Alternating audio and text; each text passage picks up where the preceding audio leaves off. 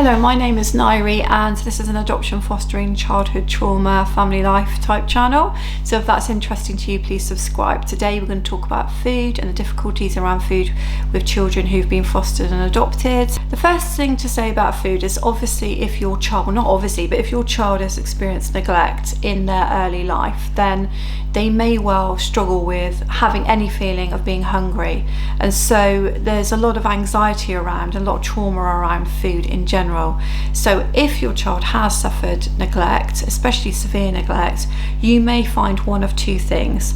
Either they've got a really small appetite and a limited repertoire of what they're prepared to eat, and therefore it's a struggle to get kind of things down them, or more likely they will overeat or binge eat, or whenever there's food out on the table they want to finish it all up. That was more our experience, especially with one of our sons, that he didn't know when he was full at all and would probably keep eating until he was sick. So the thing to bear in mind there is if you're going to have like a Christmas buffet or a birthday tea, then whereas most children will select a few things, eat it, and then when they're full they're done, a child that's experienced neglect will just keep going. And so actually, as sad as it is, sometimes you have to say that's enough now, or you have to move things away. And for the same types of children, you may not be able to have that biscuit box, which you can say, there's the biscuit box, just take one or two, because that child just may not be able to do that. If you imagine they've not been able to know where their next food is coming from. So the other thing to say about food, if again your child has had a neglectful past, then they may not have experienced some of the textures and finger foods and things that you would expect a young baby to have. So the way that things happen now with young babies, they're given things to experiment with, aren't they?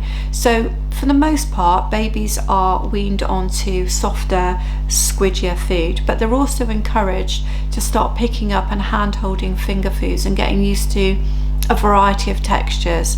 When I was weaning my children, it wasn't really so much baby food, it was your own blended food or mashed food. Actually, they went onto that quite quickly. Now it might be blended, but you're giving them finger foods, and so the child is learning to use their mouth to kind of, if you see a baby kind of like swishing things around the mouth, and sometimes it pops out again, it's quite funny to watch when they first start weaning. They're getting used to the texture and they're getting used to the taste. But if you've had a neglected child that might have been either kept on bottles for a long time, that was our experience. We had one child that was kept on bottles for a long time, and therefore their experience was sucking on a bottle and drinking milk. The taste repertoire was bare minimum and the texture repertoire was bare minimum, and so you are starting again with some of those things. So bear in mind that the child that you've had that's missed out on those early foundations of kind of taste and texture, you may well be starting again and start introducing those foods slowly, but be persistent, because children can be very, very persistent about foods that they want to have. When children have not had those early experiences, they can be very addicted to just eating sugary things. And I think, let me know in the comments if you've got this, but I'm sure I will get a lot of comments if any of you are fostering or adopting that the children crave sugar, and it's to do with kind of not having those emotional needs met as well early on, craving that sugar rush. Like we sometimes crave a chocolate bar and an apple won't do it, and we have one child in particular who craves, I mean he could literally, every single thing I give him, it could be something sugar based, and he wouldn't complain.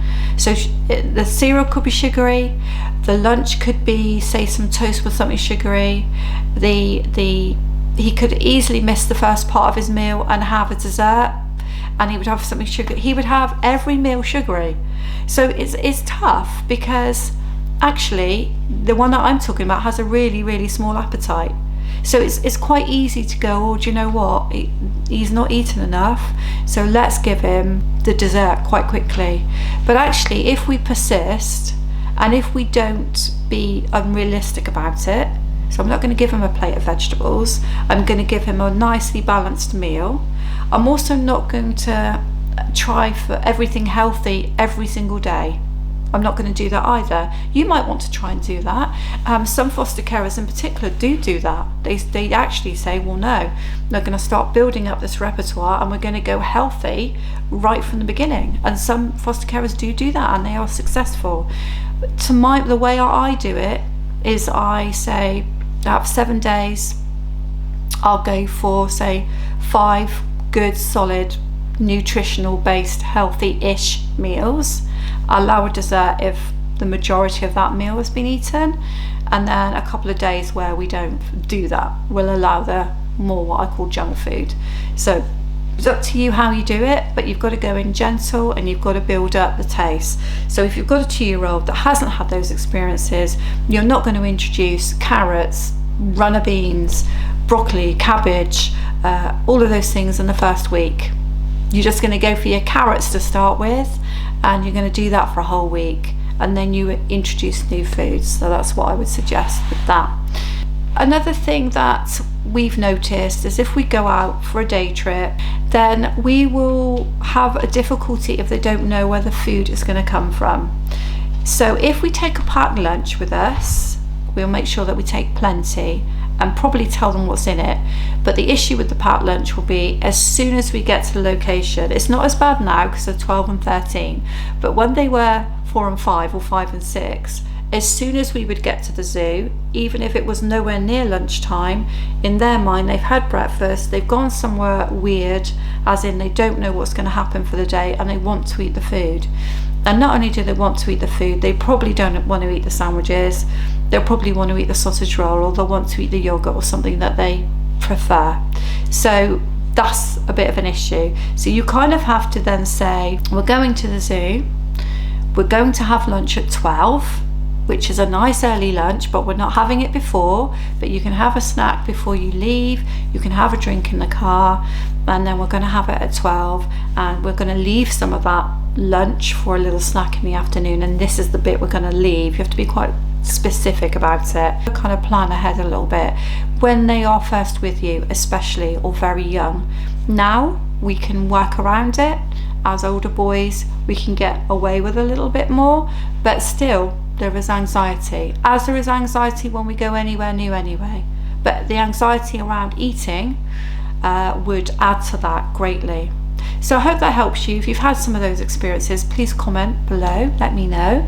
If you haven't subscribed and you think it's going to be interesting to learn more about fostering and adoption, childhood trauma, and just our family life, because obviously we're living with, we're living with 2 adopted boys who do have significant delays and difficulties, and so it might help you to hear about that too. So look forward to seeing you on Fly Little Birds. Thank you.